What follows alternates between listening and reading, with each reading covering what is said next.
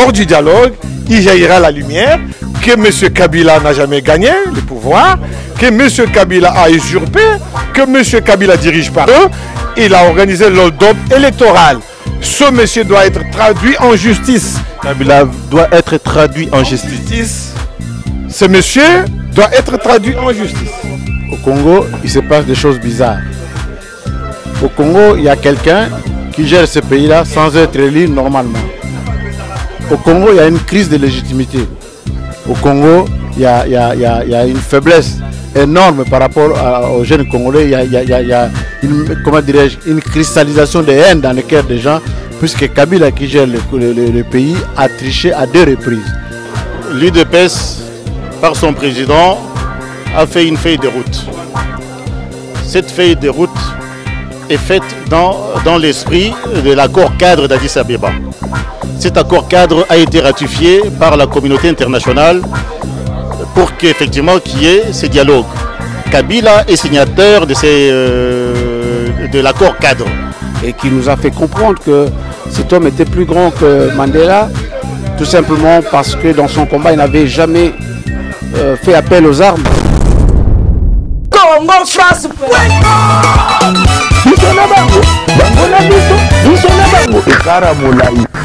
France.com, site ya Tolo Masolo à danger, Masolo à Kitoko.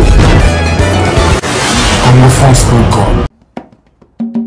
Maxi bien-être, ezali produit, ou eza ko melama. Pona bato yo nzoto eza faible. Ah bon? Maxi bien-être, a kopesa o force. Ya bo pikiliki, ya bo pikapende. Ni otona pona Maxi. Pona Maxi. Alors ce qu'on met Maxi bien-être, petit congolais. Maxi Bien-être is a breakthrough product. Maxi Bien-être, your complete health solution for a harmonious body and conjugal relationship. Maxi Bien-être, l'harmonie du corps et du couple.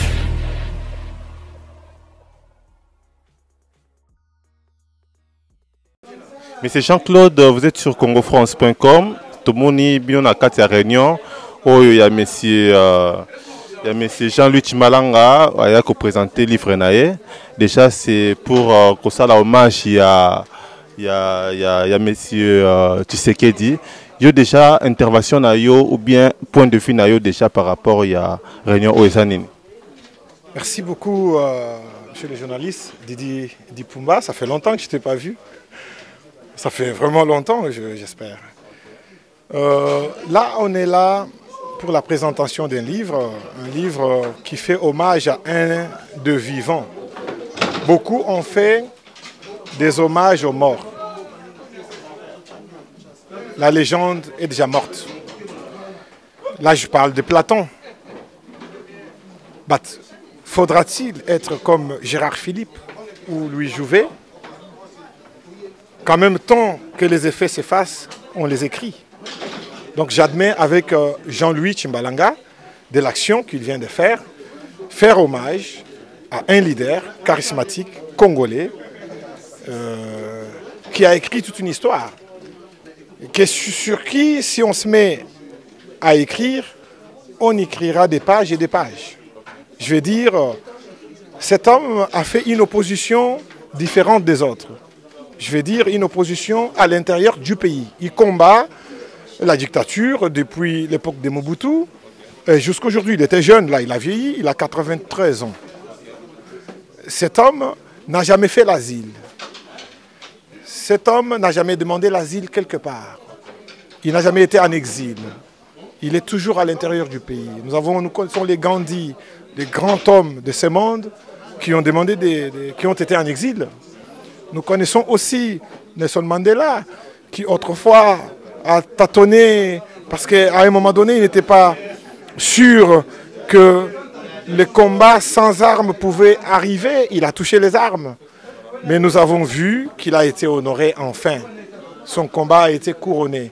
Mais celui-là, M. Tshisekedi Wamulumba, c'est un combattant acharné dans une logique de non-contestance, une logique qui demeure constante. Monsieur JC, on a vu Monsieur Jean-Louis Chimalanga a eu quand même le courage d'écrire ses livres. Mais pourquoi déjà Monsieur Etienne Tshisekedi n'a jamais écrit un livre? Il n'a jamais publié un livre. Une bonne question, monsieur le journaliste. Du fait qu'il ait lui-même un livre, il ne peut pas s'écrire. Non, mais il peut écrire un livre peut-être pour son pays, pour l'IDPS, il peut quand même écrire. Monsieur Etienne Tshisekedi. Les écrits restent. Tout à fait. Monsieur Etienne Tshisekedi, c'est des Mozarts assassinés. C'est le genre des légendaires comme Socrate. Vous avez étudié Socrate à l'école? Bien sûr. Il n'a jamais écrit. C'est Platon qui l'a écrit. À mon introduction, j'ai dit, faut-il devenir Platon pour écrire l'apologie de Socrate? Mais j'admets avec Jean-Louis Chimalanga qui lui écrit la légende de son vivant. Et ça, c'est vraiment une reconnaissance sans égale. Et nous sommes de commun accord avec lui et nous soutenons ses objectifs. Quand est-ce que vous aussi vous aurez quand même ce courage-là d'écrire un livre? Il y a des écrits lui-même. Là, nous sommes en train je présente mon livre, mais il y a plein de livres qui sont écrits, qui viendront. Donc les livres seront écrits.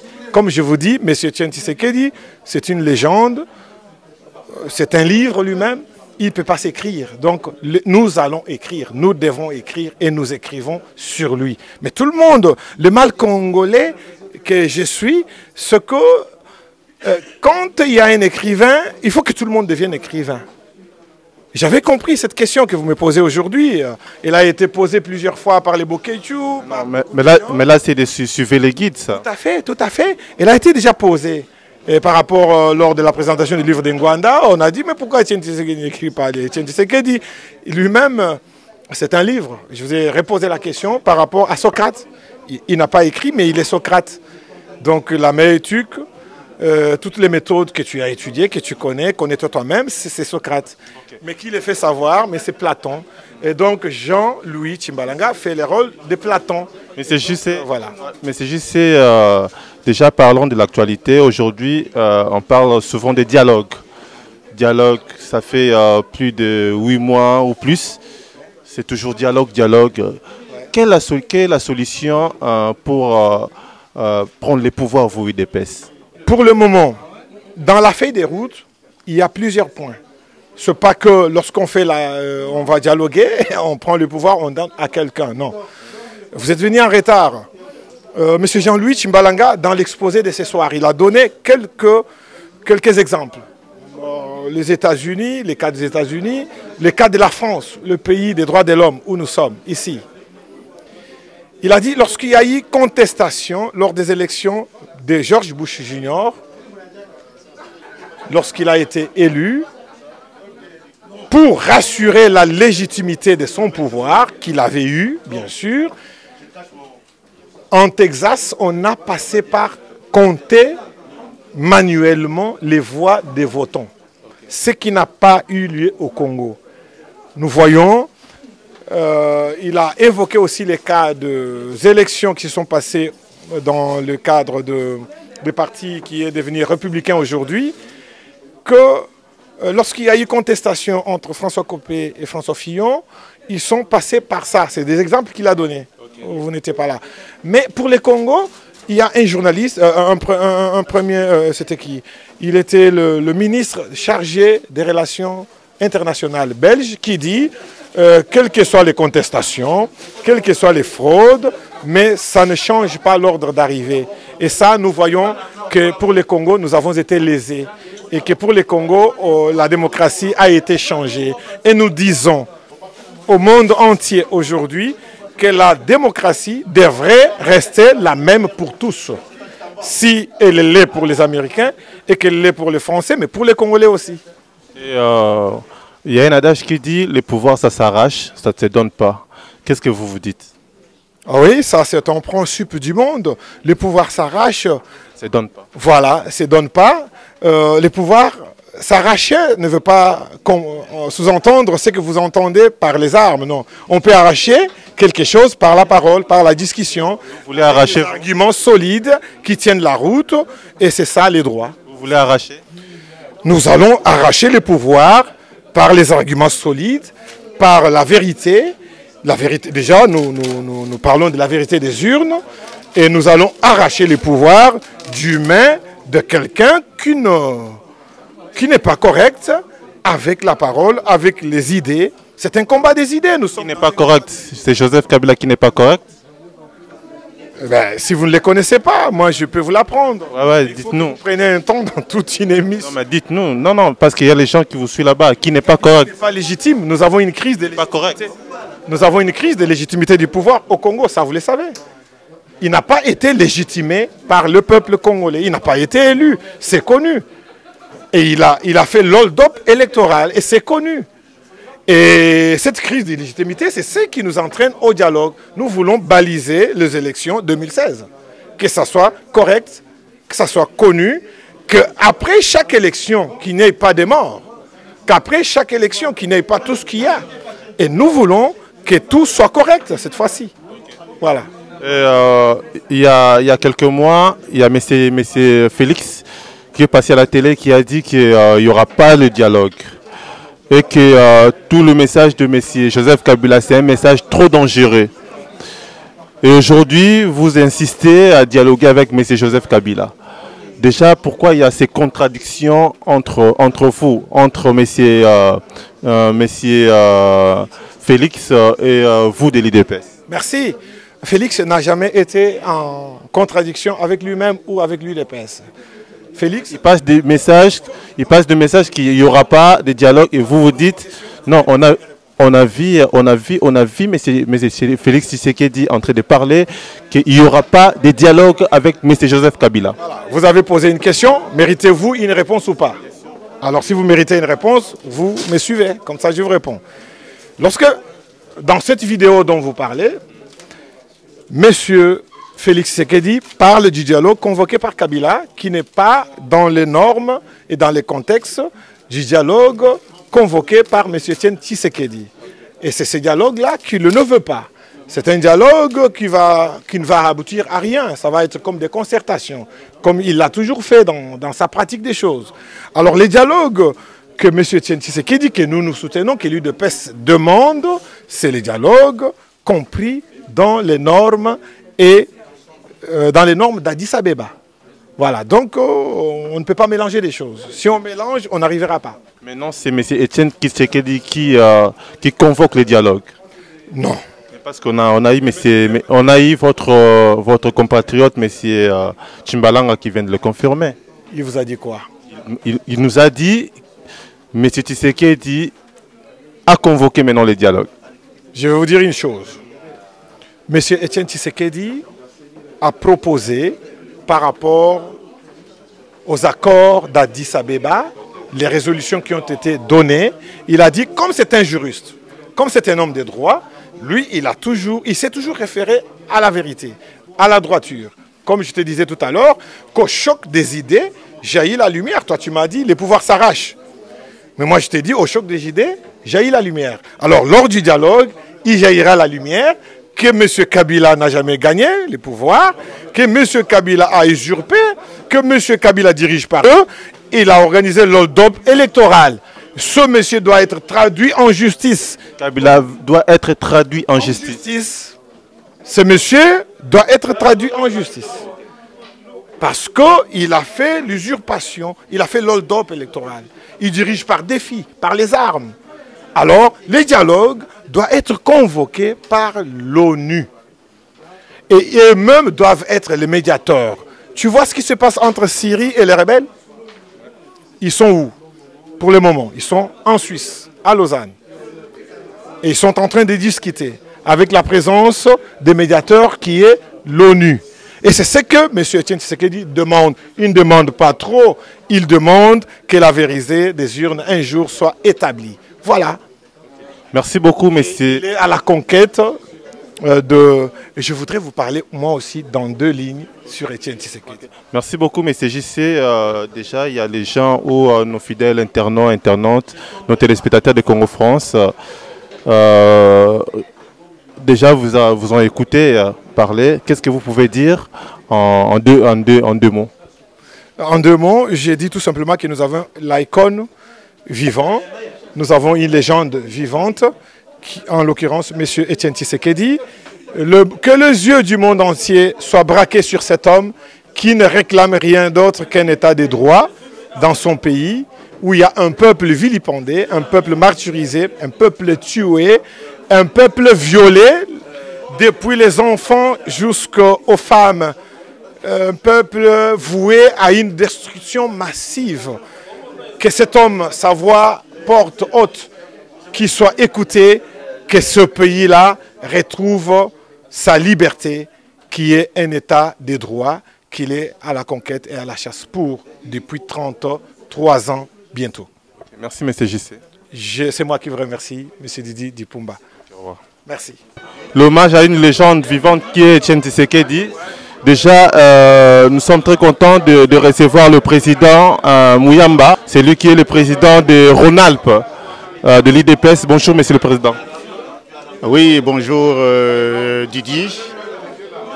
Je suis content de vous recevoir dans ces locaux du Parti Socialiste, qui sont les nôtres aussi. Et nous avons voulu présenter les livres rendant hommage à ces légendes vivante qui est Etienne Tshisekedi. Donc ce livre est écrit par notre compatriote Jean-Louis Tchimbalanga de l'association Convergence pour l'émergence du Congo. Donc c'est pour ça que je vous reçois dans ces locaux pour vous dire soyez les bienvenus et qu'effectivement aujourd'hui c'était un grand moment, une grande joie. Nous avons eu des gens qui sont venus de partout, de Bordeaux, de Grenoble, de Saint-Étienne. Et nous avons l'honneur aussi de vous dire que nous avons les représentants et président fédéral de l'UDPS France, qui est M.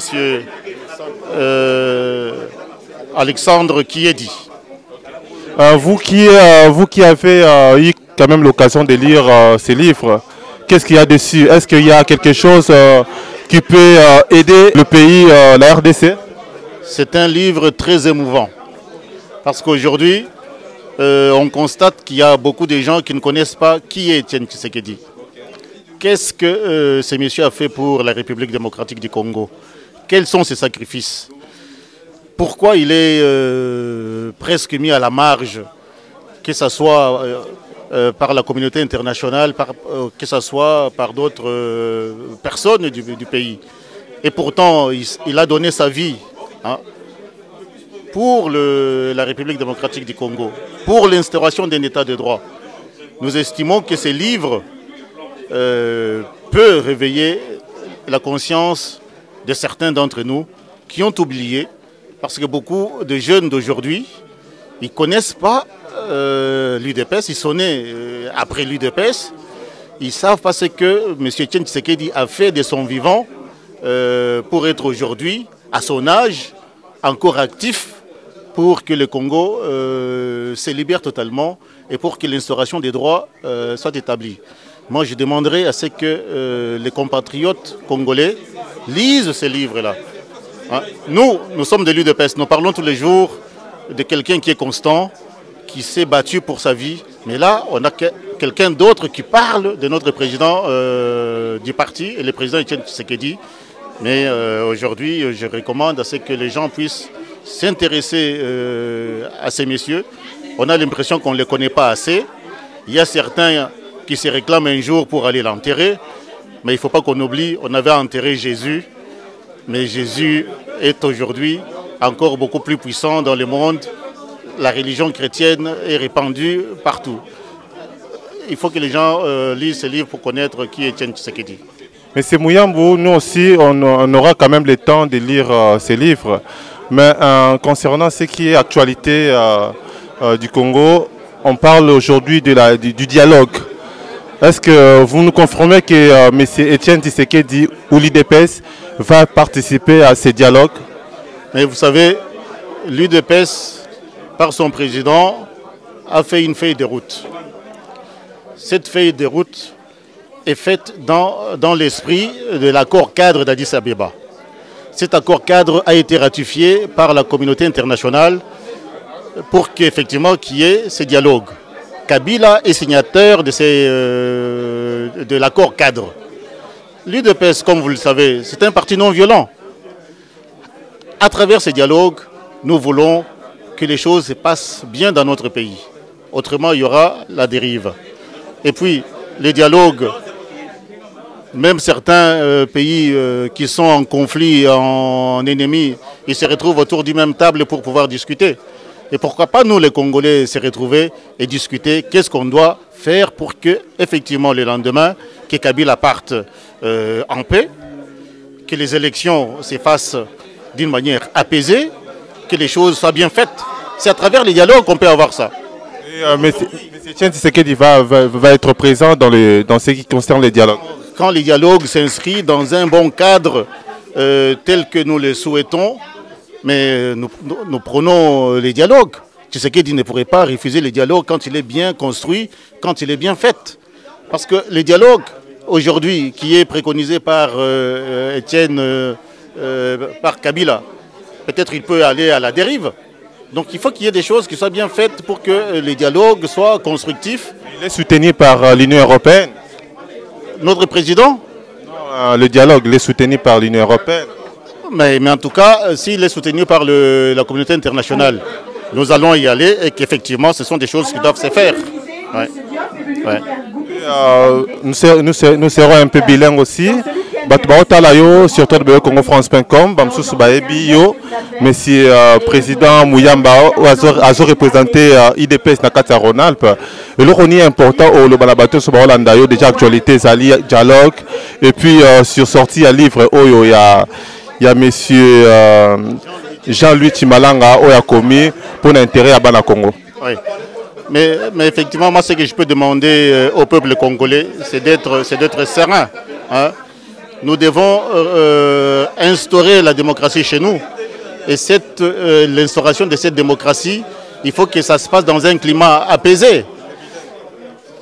L'UDPS, c'est un parti qui prône la non-violence. Nous ne pouvons pas aujourd'hui inciter les gens à aller vers la violence parce que nous ne pouvons pas restaurer la démocratie sous cette forme-là. On a vu les différentes guerres, ce qui nous ont amenés. Mais aujourd'hui, c'est en passant par le dialogue que nous devons effectivement restaurer notre pays qui en a besoin. Moi, mon message consiste à dire au peuple congolais, il faut qu'ils soient tous derrière le président Etienne Tshisekedi. Il faut qu'ils soient tous derrière les dialogues tels que prônés par l'UDPS à travers sa feuille de route. Et c'est de cette façon-là qu'on pourrait aboutir à l'avenir apaisé, parce que nous tenons à ce que l'avenir soit apaisé. Mais comment il faut qu'il soit apaisé si on ne discute pas entre le fils du même pays? Les uns disent que Kabila reste et les autres disent qu'il y aura un glissement de Kabila. Il va continuer comment dirais-je, à être toujours président en République démocratique du Congo. Non, le dialogue ne veut pas dire glissement. Kabila est en fin de mandat. Kabila, il est président, comme on peut dire, il est par défaut. Il faut qu'il prépare le terrain pour la suite. Il ne doit pas partir du pays en laissant le chaos. Hein, c'est pour ça qu'il est responsable. C'est là où se trouve sa responsabilité. Hein. Aujourd'hui, bah, il a exercé ces deux mandats, c'est amplement suffisant. Mais il a son parti. Donc le dialogue se fera à travers tous les dispositifs, tous les corps représentatifs du pays. L'UDPS ne va pas exclure qui que ce soit. Comme certains veulent exclure l'UDPS, mais ce n'est pas le souhait que nous avons. L'avenir du pays passe par un consensus, passe par un dialogue et avec l'UDPS. Et comme vous le savez, l'UDPS est le seul grand parti d'opposition aujourd'hui. Les autres partis sont des partis qui sont au pouvoir et qui ont trempé dans toutes les magouilles possibles. Et pour les élections, il n'y a pas l'argent dans le compte de l'État congolais. Déjà, il n'y aura même pas moyen d'organiser cette élection. Vous savez bien que pour organiser une élection, il faut avoir de l'argent. Qu'est-ce que vous en dites? Et vous savez, les dirigeants actuels au pouvoir, leurs fonds qu'ils ont dans des comptes étrangers, tout ce qu'ils ont pillé au pays, c'est amplement suffisant pour qu'ils remettent ça dans la caisse de l'État et qu'on organisera les élections sans demander l'appui des étrangers. Hein? Donc vous savez, Kabila aujourd'hui, qui est le président sortant, hein, malgré son imposture, il est devenu millionnaire, vous le savez. Et les autres qui sont autour, il y a des sous du pays qui sont dilapidés. Mais tous ces pays-là, tous ces sous-là, si on les remet dans la caisse de l'État, je vous dis que les élections seront organisées. On n'a pas besoin des sous venant de l'extérieur. Mais c'est ce que je peux vous dire. Mais pour me compléter, je vous dis que nous avons un président fédéral et représentant de l'UDPS, c'est lui qui représente le président Etienne Tshisekedi en France. Mais ces éléments qui tiennent compte de la politique extérieure de l'UDPS, il est vraiment très en mesure de pouvoir vous dire pourquoi l'UDPS tient à ces dialogues, pourquoi l'UDPS tient à ce qu'il y ait un consensus autour de l'UDPS pour pouvoir avancer et gérer le pays. Le Congo aujourd'hui est en agonie, comme vous le savez. Le revenu par tête d'habitant, $1,80 c'est par là, mais c'est une honte pour nous, Congolais, qui avons toutes les richesses du pays, le cobalt, l'uranium, mais comment est-ce qu'on peut être dernier, avant-dernier? Merci beaucoup, M. Mouyamba. Merci. Bonjour, monsieur. Bonjour. Vous représentez M. Tshisekedi ici à Lyon. Et en France, oui. Et déjà, par rapport à tout ce qui se passe au Congo, vous pouvez dire quoi déjà avant d'entamer d'autres sujets? Voilà. Au Congo, il se passe des choses bizarres. Au Congo, il y a quelqu'un qui gère ce pays-là sans être élu normalement. Au Congo, il y a une crise de légitimité. Au Congo, il y a une faiblesse énorme par rapport aux jeunes Congolais. Il y a une, comment dirais-je, une cristallisation de haine dans le cœur des gens, puisque Kabila, qui gère le pays, a triché à 2 reprises. En 2011 et en 2006 et en 2011. Et je vous dis à l'avance qu'on ne bâtit pas un pays ou bien une maison avec des briques en sable. On ne bâtit pas une maison avec des mensonges. Pour bâtir un pays, il faut le construire avec des arguments valables vis-à-vis et de l'économie, et du social, et de la politique. Voilà ce qui se passe au Congo aujourd'hui. C'est pourquoi nous ne voulons pas, et nous ne voulons plus d'ailleurs, que ces choses-là reviennent encore. Et c'est pourquoi l'UDPS propose un dialogue. Mon frère et mon ami... Non, mais ce n'est pas l'idée. Je vais vous répondre. Kabila ne connaissait même pas comment dirais-je, qu'il fallait relancer le dialogue. C'est l'UDPS qui a commencé le premier à mettre en place une feuille de route. Si Kabila a proposé le dialogue, il allait aussi mettre en place un plan. Il n'a pas de plan, il n'a rien. Tous ces partis-là qui nous condamnent ou qui nous approuvent n'ont pas un plan. Nous avons une feuille de route qui a été mise par le président Tshisekedi depuis 2014. Cette feuille de route-là met en place 2-3 conditions. 1, nous voulons, comment dirais-je, enlever toute la crispation, la méchanceté qui est dans le cœur des Congolais vis-à-vis de la fraude que Kabila a commise au pays en 2011. 2, nous voulons un processus électoral qui soit crédible, c'est-à-dire qui soit transparent, crédible et apaisé, afin que les Congolais ne meurent pas que pour les élections. Et troisièmement, nous voulons signifier à Kabila sa sortie. Avant d'entamer ces sujets de l'élection, j'aimerais savoir pourquoi l'UDPS n'arrive pas à prendre les pouvoirs, parce que vous venez de dire que M. Kabila a triché 2 fois. Mais pourquoi c'est déjà la 3e fois là. Pourquoi l'UDPS n'arrive pas à tenir ou à prendre les pouvoirs au Congo? Vous savez, l'UDPS c'est un parti politique respectable. L'UDPS n'a pas vocation à prendre des armes pour chasser Kabila. L'UDPS veut seulement que l'agrément du peuple congolais, c'est-à-dire que ce que j'appelle moi le libre choix, les conditions de libre choix, ainsi que la représentativité. L'UDPS veut que le pouvoir s'acquiert par la voie démocratique, que les filles et les filles du Congo puissent élire leur président. Voilà. Et non pas faire mourir les gens ou bien appliquer la loi la plus forte pour bousiller un peu les règles établies. Nous sommes capables de le faire si nous voulons bien le faire. Voilà. Mais si nous ne le faisons pas, ce n'est pas dans notre logique à nous. Nous avons une autre logique du pouvoir, une autre logique de respect du Congo. Parce que moi, je dirais une chose. Vous savez, la démocratie, ce n'est pas seulement aller élire les gens. Hein. La démocratie, c'est d'abord le respect de l'autrui, le respect de l'autre. Quand moi, je te respecte, je ne volerai pas ton élection, je ne te mettrai pas en prison, je ne te taperai pas, je te respecterai. Mais le manque de démocratie au pays conduit à ce que nous voyons aujourd'hui. Des gens sont mis en prison, les gens sont tués, les assassinats, ainsi que la pauvreté économique du peuple congolais. Et par rapport à ces grands livres de M. Tshimbalanga, qu'est-ce que vous pouvez dire là-dessus? Voilà. Moi, je me réjouis qu'aujourd'hui, on puisse parler du président Tshisekedi dans un bouquin. Vous savez, tant que le lion n'écrira pas son histoire, ça serait tous les chasseurs qui vont écrire son histoire. Les chasseurs l'écrira selon lui. Aujourd'hui, il y a un fils du pays qui a essayé de voir un peu l'environnement, comment Tshisekedi est né, et qu'est-ce qui s'est passé quand il fait de la politique. Alors tout le monde est content de lui. Quelqu'un le montre au public, afin que les Congolais s'en prennent de cette grandeur-là. Aujourd'hui, on parle beaucoup de Lumumba. Quand tu vois Lumumba, tout le monde parle de Lumumba. On parle de Lumumba quand Lumumba était mort. Après Lumumba, tout le monde parle de lui. Mais nous voulons que les gens parlent de Tshisekedi maintenant, aujourd'hui.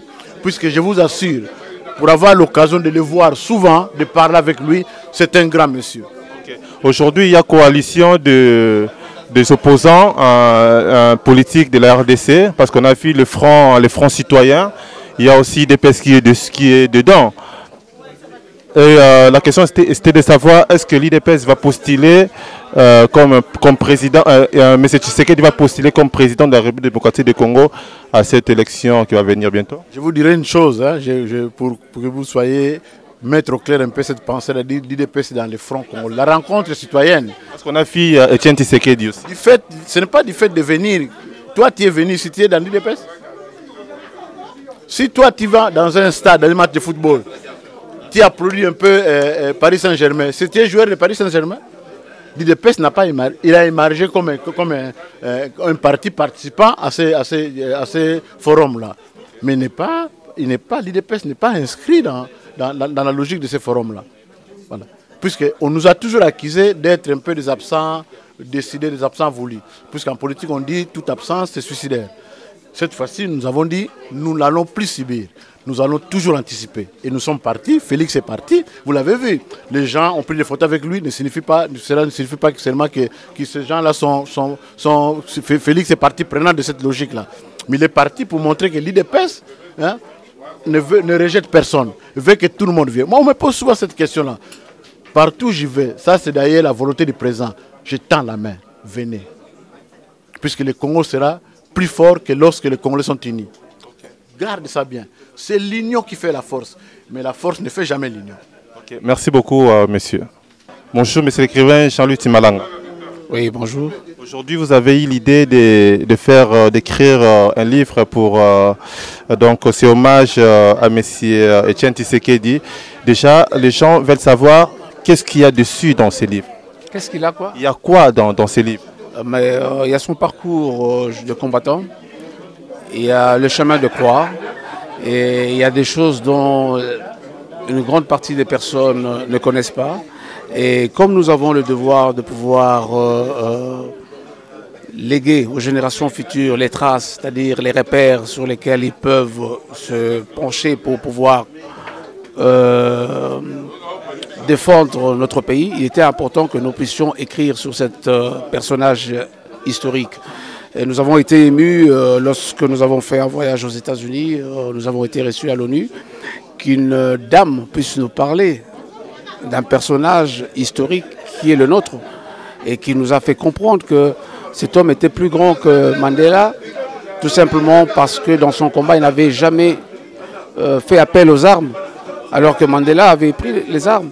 Et que cet homme était plus fort que Gandhi parce qu'il n'a jamais fait l'exil. Il a toujours combattu toutes les dictatures dans le pays et pour une seule cause, rechercher l'instauration d'un état de droit en République démocratique du Congo. C'est ça qui lui a failli, ce qu'on appelle la relégation, les relégations, je dis, les bannissements, donc, et tout ce qu'il a vécu comme torture donc, dans notre pays. Il faut que la jeunesse d'aujourd'hui qui a besoin des références, et ce livre est une occasion pour eux pour pouvoir connaître cette personne-là. M. Tshisekedi a fait autant d'années dans la politique. Vous l'avez quand même écrit un livre, mais il y a une question qui me vient à l'esprit. Pourquoi il n'arrive pas à saisir cette opportunité à prendre le pouvoir à la République démocratique du Congo? Je ne sais pas ce que vous entendez par opportunité, parce que ce n'est pas un opportuniste. Ça, c'est justement, il faut bannir cette façon de croire. Parce qu'il a fait 30 ans, il a fait plus de 30 ans dans la vie politique au Congo, mais jusque-là, il n'arrive pas à prendre le pouvoir. Le pouvoir ne s'arrache pas. Le pouvoir, ça s'arrache. Il y a un adage qui dit, le pouvoir, ça s'arrache, mais ça ne se donne pas. Ça, c'est un pouvoir dictatorial, c'est-à-dire que lorsque vous voulez utiliser les armes, vous arrachez. Lorsque vous allez en droit, parce que c'est une personne qui ne parle que de droit, ça ne s'arrache pas. Donc ça ne peut s'arracher que par les voies. Or, aujourd'hui, si on voulait arracher, donc c'est-à-dire que vous voulez pérenniser, c'est que lui combat. Or, lui, il combat justement cette forme de dictature. Parce qu'aujourd'hui, si tu arraches le pouvoir, tu ne le donneras pas et tu seras un conquistador pour pouvoir diriger un pays. Or, pour pouvoir mieux diriger un pays qui a une superficie presque d'un continent, il faut que cela soit par un état de droit. Un état de droit qui doit venir par la démocratie. Donc, ça ne s'arrache pas, ça se mérite. Voilà la différence. Nos fidèles internautes, nos téléspectateurs de congofrance.com, ils sont en train de vous voir là. Qu'est-ce que vous pouvez dire ce soir par rapport à votre livre en conclusion? Non, mais je pense qu'aujourd'hui, il y a une grande génération, même vous êtes dans les trentaines d'années. Qu'est-ce que vous connaissez de lui? Rien. On connaît plein de choses. Ah, vous pensez connaître. Lisez ce livre-là et confrontez ce que vous connaissez avec ce livre. Et ce livre-là, je n'ai pas fait des commentaires. Dans ce livre-là, nous n'avons fait que relater. Et je vais vous donner un exemple, une anecdote. En 2004, lorsqu'il a été élu Premier ministre par la Conférence nationale souveraine, quel est le phénomène qui a... Dites-moi quel était le phénomène qui est arrivé après son élection. C'est à moi de vous poser des questions. Non, parce que vous avez dit... C'est à moi de vous poser des questions. Donnez-moi juste... Non, prochainement, vous allez me poser, mais là, c'est moi qui vous pose des questions. Non, c'est une façon polie de dire que je ne sais pas. Alors, je vais vous répondre. La première chose qui a étonné des gens, c'est que tous ceux qui détenaient les biens de l'État sont partis les remettre sans qu'il y ait une certaine injonction qui leur est donnée. C'est quoi ce pouvoir-là? La deuxième chose, c'est que le dollar a baissé de prix. Donc on a vu que le dollar a baissé de prix. On a vu d'abord, la première chose, c'est que les gens ont remis les biens de l'État.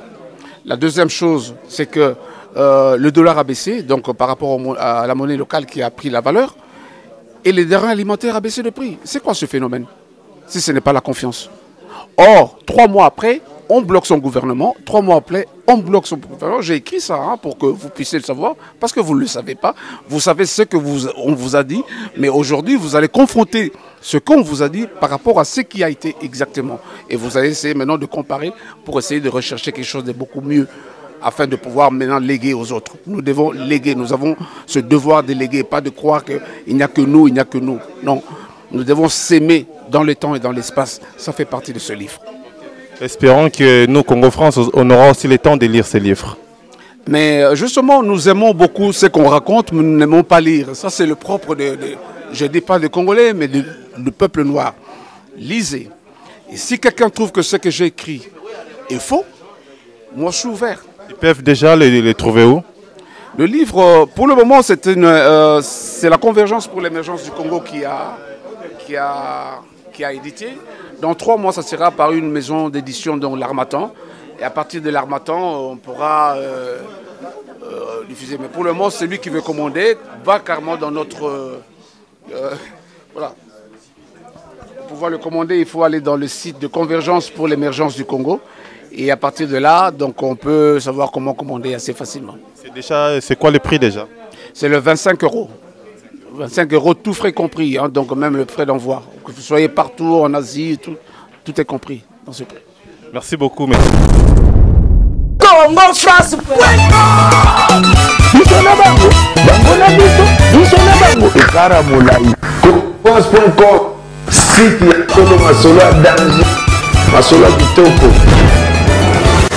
CongoFrance.com